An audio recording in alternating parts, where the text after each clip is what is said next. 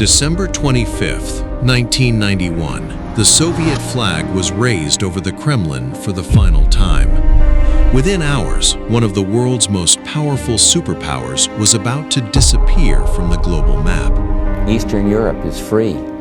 The Soviet Union itself is no more. This is a victory for democracy and freedom. It was a striking moment. A president whose role was not to preserve his country, but to oversee its end. What led to this outcome? Why did the collapse of the Soviet Union become inevitable?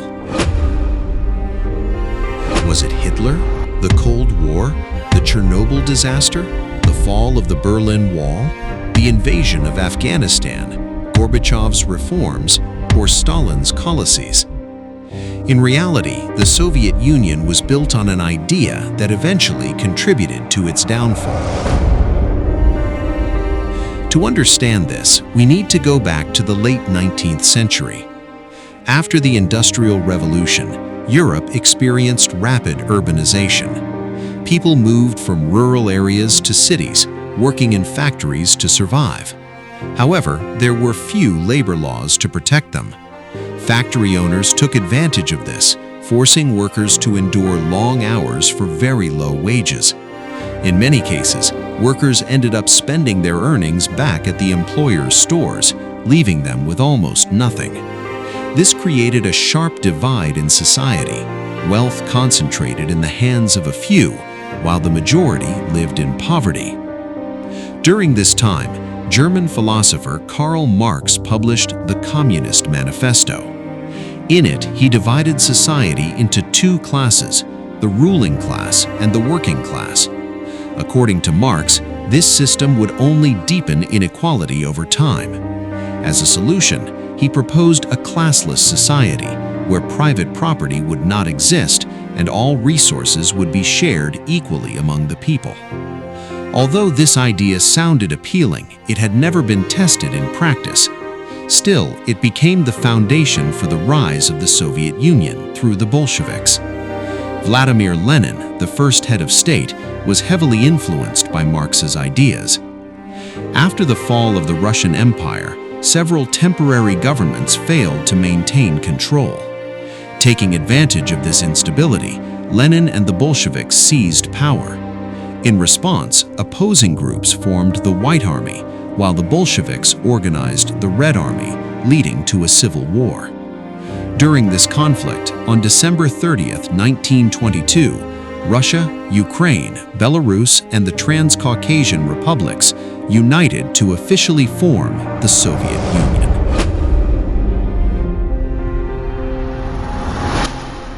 By mid-1923, after the Bolsheviks secured victory in the Civil War, several additional republics were incorporated into the Soviet Union. With the state now established, the next step was to implement the ideas outlined in Karl Marx's Communist Manifesto. According to this ideology, private ownership of land and resources would be eliminated, and all citizens would have equal access to the nation's wealth. However, ensuring this kind of equality was a major challenge. It required a system capable of managing resources fairly and transparently. Since the Bolsheviks had founded the Soviet Union, their government took on this responsibility. Gradually, all land, industries, and resources were brought under state control. In theory, this should have reduced inequality, but in reality, the opposite happened. Economies' disparities grew worse, and millions of people died due to famine, starvation, and forced labor camps. In 1924, just 2 years after the formation of the Soviet Union, Vladimir Lenin passed away. After his death, Joseph Stalin rose to power. While he had been an effective revolutionary, his leadership style was highly authoritarian. Even during the Bolshevik Revolution, he faced criticism, including from members of his own party. At one point, he had even gone into hiding following accusations in involvement in bank robberies.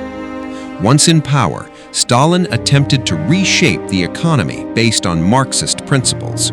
Around 1928, he launched a major initiative to bring all agricultural land under state control. This policy became known as communist collectivization. At the same time, the Soviet Union rapidly expanded its industrial base, building factories across the country. Within a short period, the results were visible. The Soviet Union emerged as the world's second largest economy, behind the United States. However, this progress came at a significant human cost. Through collectivization, land was taken from farmers, and within a few years, around 25 million farming families were forced to work on state-run farms. The government controlled every aspect of production, what crops to grow and how much to produce. As a result, the actual landowners were reduced to unpaid laborers. These farmers worked tirelessly to produce food, yet the harvest did not go to their homes. Instead, it was stored in state warehouses. Those who resisted these policies were labeled as kulaks. Stalin responded with harsh repression against them. Mass arrests, executions, deportations, and forced labor became widespread. Many of these individuals were sent to labor camps known as gulags, where approximately 18 million people were imprisoned. Whether in mines, factories, or other industries, the same pattern existed. Everything was controlled by the state, and ordinary citizens effectively became unpaid workers. Although the Soviet Union made significant economic gains, it came at an immense human cost. However, economic inequality within the country continued to grow. Agricultural output was high and factories remained productive, yet ordinary people struggled to secure enough food. Between 1931 and 1934, the Soviet Union faced a devastating famine that resulted in the deaths of around 5 million people due to starvation. Control over state-run farms and industries was typically given to individuals with strong political ties to the Communist Party. As a result, qualified individuals were often overlooked, while corrupt and unqualified officials used their positions for personal gain. Whenever public frustration began to rise, it was quickly suppressed by the Red Army. Joseph Stalin remained in power until his death in 1953. After that, several communist leaders governed the Soviet Union, most of whom continued to follow Stalin's approach. One notable exception was Mikhail Gorbachev, who is often blamed for the collapse of the Soviet Union. However, the foundations of that collapse had been laid much earlier. When World War II began, the Soviet Union became one of Hitler's primary targets. Although Soviet forces achieved major victories in battles like Stalingrad and Kursk, the war severely weakened the country's economic foundation. After World War II, Joseph Stalin brought 3 Baltic states, Estonia, Latvia, and Lithuania, under Soviet control. At the time, he could not have imagined that these regions would later play a role in the Soviet Union's eventual collapse. With the war over, there were no major enemies left, but a new kind of conflict soon emerged between the world's 2 dominant powers, the Soviet Union and the United States. This period became known as the Cold War. You might wonder why former allies in World War II became rivals afterward. Several factors contributed to this shift. The Soviet Union played a crucial role in defeating Nazi Germany, yet much of the global recognition went to the United States. This was largely due to the US ending the war by dropping atomic bombs on Japan, which drew worldwide attention and influence. This imbalance created tension and resentment within the Soviet Union. In addition, there was a deep ideological divide between the two nations. The United States aimed to promote capitalism globally, while the Soviet Union sought to spread socialism. The Cold War was not a direct military conflict. Instead, it was a competition across multiple fronts: technology, economy, industry, military strength, and global influence. In many ways, it was a psychological and ideological struggle. During this period, the United States and its allies formed the NATO alliance, while the Soviet Union responded by establishing the Warsaw Pact. In response to the United States' nuclear capabilities, the Soviet Union built the largest nuclear arsenal in the world. Beyond military power, it also led the space race in its early years. The Soviets launched the first artificial satellite into orbit, sent the first animal into space, and in 1961 sent Yuri Gagarin as the first human to orbit the Earth. They also developed the first intercontinental ballistic missile. To promote socialism worldwide, the Soviet Union supported communist parties across different countries by providing weapons, funding, and in some cases, military assistance.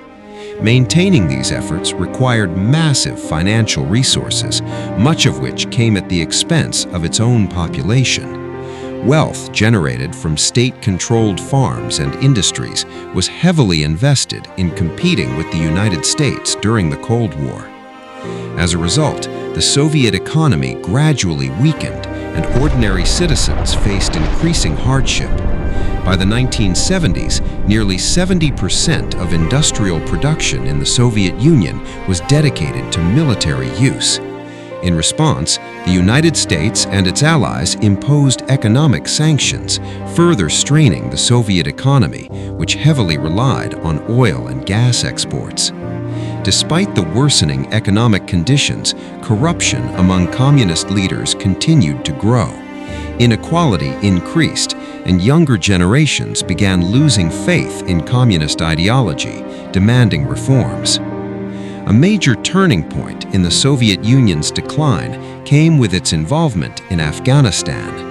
In 1978, a communist government took power there and attempted to transform the country along socialist lines. However, many Afghans rejected these changes, particularly due to religious concerns, leading to widespread rebellion. In late 1979, the Soviet Union intervened militarily to support the Afghan government.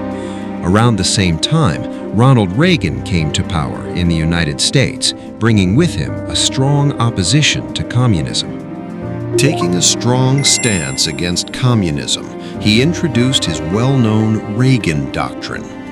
Early on, he intensified the arms race with the Soviet Union. In response, the Soviets increased their military spending to keep up. With the ongoing costs of the war in Afghanistan and the growing competition with the United States, the Soviet economy came under severe strain. Amid this pressure, a leadership change took place, bringing Mikhail Gorbachev to power. Unlike his predecessors, he chose a different path, marking the beginning of the final phase leading to the Soviet Union's collapse. Gorbachev recognized that reforms were necessary to revive the economy and restore public confidence in the system. He believed these changes would strengthen the country. However, by that point, the situation had already become deeply complicated. Instead of stabilizing the system, his reforms ended up exposing its underlying weaknesses. Several key events during this period accelerated the collapse. On July 1, 1985, Gorbachev removed his main rival, Grigory Romanov, from the Communist Party's Central Committee and brought in Boris Yeltsin as a replacement. In the years that followed, Yeltsin would play a major role in weakening Gorbachev's position. Turning to Gorbachev's reforms, in 1986 he introduced Glasnost and Perestroika. Under Glasnost, citizens were granted greater freedom of expression. After nearly 70 kavans of communist rule, citizens who had long been denied freedom of expression began to experience change under the policy of Glasnost. The end of strict one-party control also opened the door for the formation of political groups outside the Communist Party. At the same time, Perestroika aimed to restructure the Soviet economy. This reform sought to blend elements of capitalism and socialism, similar in some ways to the model seen in modern China. As a result, the government's tight control over the economy began to loosen. Amid these reforms, a major disaster struck on April 26, 1986, at the Chernobyl nuclear power plant in Ukraine. It became one of the worst nuclear accidents in history. The level of radiation released was far greater than that of the Hiroshima atomic bomb, and its effects spread across the Western Soviet Union and into parts of Europe. Despite the severity of the incident, the Soviet government initially tried to conceal it from the public. This undermined trust and raised doubts about the effectiveness of Glasnost. The financial damage caused by the disaster was enormous, further weakening the already struggling Soviet economy. During Gorbachev's leadership, several other developments added to the country's instability. In the Baltic region, Lithuania, Latvia, and Estonia, peaceful movements began demanding independence. These regions, which had been incorporated into the Soviet Union after World War II, sought to regain their sovereignty. Over time, similar movements spread to other republics, including Georgia, Armenia, Crimea, and Azerbaijan. At first, these protests were small and largely ignored by the government. However, what seemed like minor unrest would soon grow into a much larger and more powerful movement. Meanwhile, Soviet military operations in Afghanistan continued, but strong resistance from the Afghan Mujahideen made it clear to Gorbachev that victory in the nearly decade-long war was unlikely. The return of fallen Soviet soldiers further exposed the weakness of the military and shaped public perception across the country. Facing reality, the Soviet Union withdrew its troops from Afghanistan in 1989, effectively acknowledging defeat. The war had also taken a significant toll on the economy. Learning from this experience, Gorbachev introduced a new military approach that marked a shift from maintaining strict Soviet dominance. In Eastern Europe, several countries, often referred to as satellite states, were not officially part of the Soviet Union, but were heavily influenced by it. Their governments largely followed Soviet policies. After the Afghan withdrawal, Gorbachev decided that the Soviet Union would no longer use military force to keep these countries under its influence. In other words, if a country chose to break away, the Soviet Union would not intervene. This decision quickly weakened the Soviet bloc. Soon after, anti-communist movements spread across Eastern Europe. In Poland, public pressure forced the government to allow free elections. In Czechoslovakia, the communist regime was overthrown through mass protests. Later that year, Romania's leader Nicolae Ceausescu and his wife were executed. The wave of revolutions in 1989 also inspired independence movements within the Soviet Union itself. It's worth noting that after World War II, Germany had been divided into two parts, with East Germany operating under a Soviet-backed communist government. Berlin, the capital of Germany, was divided into two parts, East and West, under separate political systems. Despite this division, the connection between people on both sides remained strong. Movement between East and West Germany continued freely for some time. To stop this flow, a wall was built in 1961, physically separating the two sides of Berlin. Even then, many people risked their lives trying to cross over to the West. Between 1961 and 1991, around 200 individuals were killed while attempting to escape. On June 12, 1987, U.S. President Ronald Reagan delivered a speech in West Germany calling on Soviet leader Gorbachev to tear down the wall. His words inspired hope among Germans. Eventually, on November 9, 1989, citizens themselves brought the Berlin Wall down. This historic moment had a ripple effect across the Soviet republics. It energized people and encouraged stronger independence movements.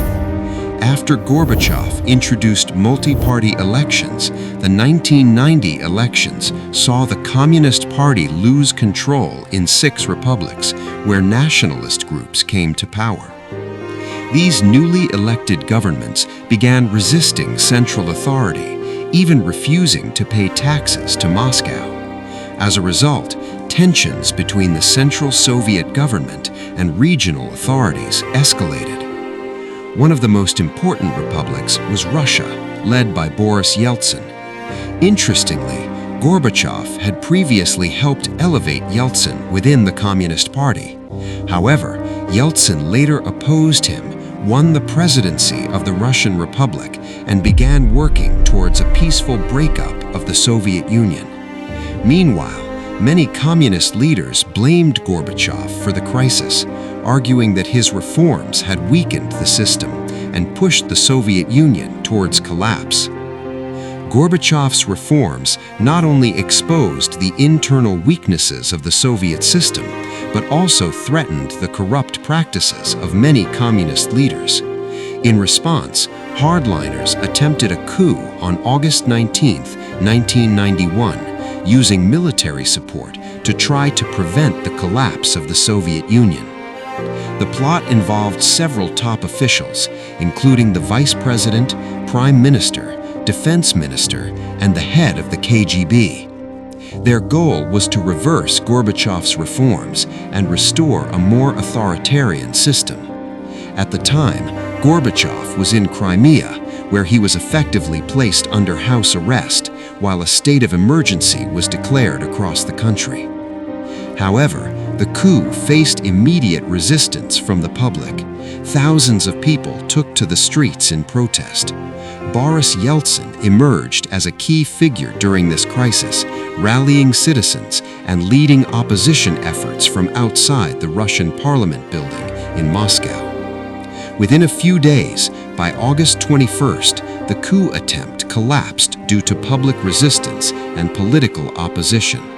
Shortly afterward, on August 24th, Gorbachev resigned as General Secretary of the Communist Party, although he remained President of the Soviet Union. He then moved to separate the government from the Communist Party, banning party activities within state institutions.